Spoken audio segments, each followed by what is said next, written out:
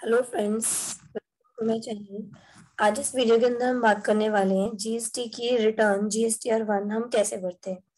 Basically GSTR 1 जो होती है हमारी, वो हमारी सेल की रिटर्न होती है जो मंथली बेसिस पे हम भरते हैं और ये हर 11 तारीख तक हमें भरनी होती है। तो यहाँ आप देख सकते हैं, मैंने डैशबोर्ड ओपन कर लिया है और इस डैशबोर्ड के अंदर हमें यहाँ एक कुछ कैलेंडर जो है नजर आ रहा है। तो जो लास्ट जो रिटर्न आप भर रहे हो वो आपको यहाँ दिख जाएगी, जो लास्ट आप भर चुके हैं वो भी आपको यहाँ दिख जाएगी।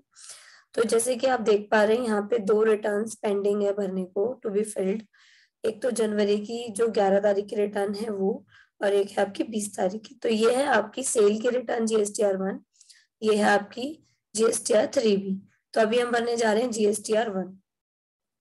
तो इसके लिए आपको क्या करना पड़ेगा, आपको यहाँ से जाना पड़ेगा रिटर्न डैशबोर्ड पे। तो रिटर्न डैशबोर्ड हम ओपन करेंगे और उसमें हम अपना पीरियड और क्वार्टर सेलेक्ट करेंगे। तो ये हमारा फोर्थ क्वार्टर चल रहा है। यहाँ से आप मंथ पिक करेंगे जनवरी का और सर्च करेंगे। सर्च करने के बाद थोड़ा सा आपको नीचे आना है।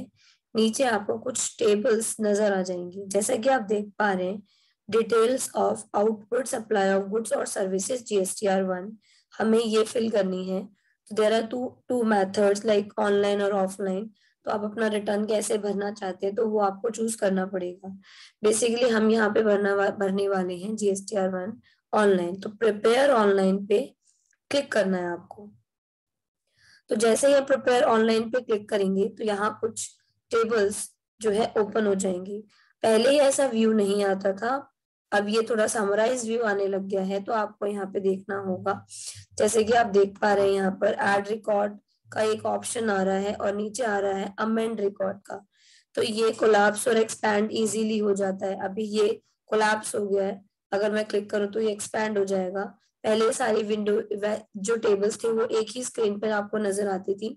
तो अब जो है लास्ट टू लास्ट अपडेट हो गया है कि आपको नए रिकॉर्ड ऐड करने के लिए टेबल अलग से मिलेंगी और अमेंड करने के लिए अलग से मिलेंगी, यानी कि आप इसमें मॉडिफिकेशन कर सकते हैं। तो अभी हमें करना है ऐड रिकॉर्ड। तो यहाँ पे डिफरेंट डिफरेंट टेबल्स जो है आप देख पा रहे हैं यहाँ पे अवेलेबल है। ठीक है, तो आपको देखना है कि आपको क्या करना है। बेसिकली हम यहाँ पे भरने वाले हैं B2C, जो अदर्स वाला है हम वो भरने वाले हैं। तो आप यहाँ क्लिक करेंगे। क्लिक करने के बाद आपको अपने रिकॉर्ड्स को ऐड करना होगा। तो आप ऐड रिकॉर्ड पे क्लिक करो। ऐड रिकॉर्ड पे क्लिक करने के बाद आपको यहाँ से पिक करना है अपना स्टेट। तो हमने ले लिया दिल्ली, यानी कि आपको POS बताना है अपना। तो POS हमारा प्लेस ऑफ सप्लाई होता है, जो सबसे इम्पोर्टेंट होता है, क्योंकि उसके अकॉर्डिंग ही हमें ये पता चलता है कि हमारे बिल पे कौन सा GST जो है लगेगा। तो यहाँ टैक्सेबल वैल्यू में डाल रही हूँ 3000 फॉर एग्जाम्पल, और यहाँ से ऑटोमेटिकली वो इंट्रा स्टेट ले लेगा। क्यों? क्योंकि जिस पार्टी का जिसका हम GST रिटर्न भर रहे हैं, जिसको हमने सप्लाई किया, कस्टमर, बेसिकली हम B2C भर रहे हैं यहाँ पर, business to consumer, business to customer. तो यहाँ पर प्लेस ऑफ सप्लाई दिल्ली लिया है, और जो हमारा सप्लायर है, जो सप्लाई कर रहा है, वो भी प्लेस जो है दिल्ली का ही है। तो हमारा इंट्रा स्टेट GST लोकल बनेगा। ठीक है, यहाँ से आपको सिलेक्ट करना है रेट 18%। ठीक है, जो भी आपने बिल में कैलकुलेट करना है वो। तो आप देख पा रहे हैं इस 3000 के ऊपर 18%, central tax 9%, state tax 9% calculate हुआ है। तो बस आप इसको यहाँ से जाके कर देंगे सेव। तो जैसे ही आपका रिकॉर्ड सेव होगा तो वहां आपको एक टेबल में नजर आने लग जाएगा। तो वापस से हम रिटर्न्स में आते हैं और चेक करते हैं अपना जो हमने रिकॉर्ड यहाँ पे मेंशन किया है वो। तो मैंने यहाँ से फिर से जनवरी सेलेक्ट किया और यहाँ से हम कर लेते हैं इसको सर्च। सर्च करके वापस थोड़ा सा आप नीचे आएंगे, प्रिपेयर ऑनलाइन पे क्लिक करेंगे और हमने जो भी टेबल्स फिल किए हैं तो वो आपको यहाँ पे नजर आएंगे। आप देख पा रहे हैं कि यहाँ B2C के अंदर एक रिकॉर्ड यहाँ पे चेक में मेंशन हो रहा है। अगर हमारे रिकॉर्ड्स में कोई गलती होती तो यहाँ रेड कलर में वो शो होने लग जाता, या पेंडिंग होता तो पेंडिंग में शो होने लगता। ठीक है, इतना होने के बाद आपको नीचे आना है स्क्रॉल करके, यहाँ एक एक्नॉलेजमेंट ऑप्शन आएगा।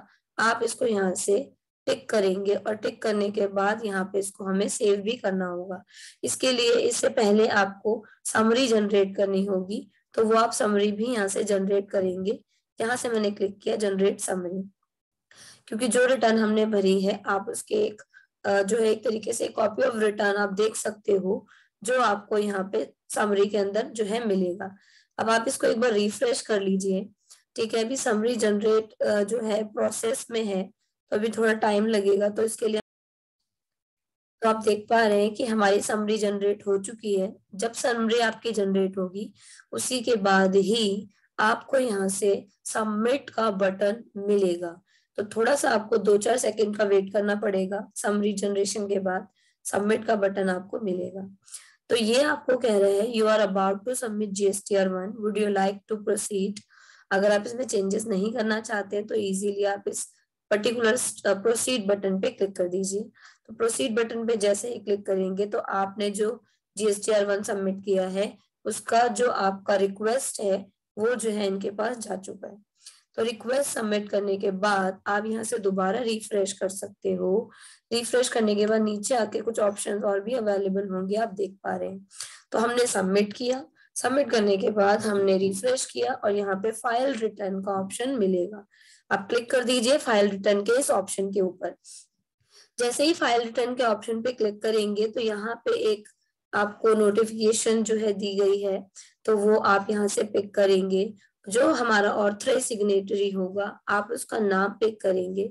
आप यहाँ पे 2 ऑप्शन आते हैं कि आप अपना रिटर्न जो है कैसे सबमिट करोगे। बेसिकली ये वेरिफिकेशन के लिए 2 ऑप्शन दिए जाते हैं। एक होता है file with DSC for digital signature certificate, और एक होता है file with EVC electronic verification code. तो अगर हम DSC करते हैं तो आपके डिजिटल सिग्नेचर को आपको अपलोड करना पड़ेगा, और अगर आपका डिजिटल सिग्नेचर अवेलेबल नहीं है तो आप EVC इलेक्ट्रॉनिक वेरिफिकेशन कोड के थ्रू, लाइक आपके मोबाइल या OTP, मोबाइल या ईमेल पे एक OTP आएगा और उस OTP के थ्रू आप अपना रिटर्न फाइल कर सकते हो। तो मैंने EVC यहाँ से चूज किया और हम यहाँ थोड़ा वेट करेंगे। EVC के थ्रू जो कोड आएगा, तो हमारा OTP सबमिट डालने के बाद आपको वेरीफाई करना है, और वेरीफाई करने के बाद आपको आपका अगर रिटर्न फाइल सबमिट हो चुका है तो इस तरीके का आपके पास एक वेरिफिकेशन मैसेज आएगा। प्लस आपके मेल पे भी एक मेल आएगा, और आपका जो मोबाइल नंबर है, जो रजिस्टर्ड मोबाइल नंबर है, वहां पर भी एक कोड आपको मिल जाएगा। तो देख सकते हैं हमारे GSTR1 का जो स्टेटस है वो यहाँ पर फील्ड जो है शो हो गया, यानी कि हमारा जो GSTR1 है यहाँ पे फाइल हो चुका है।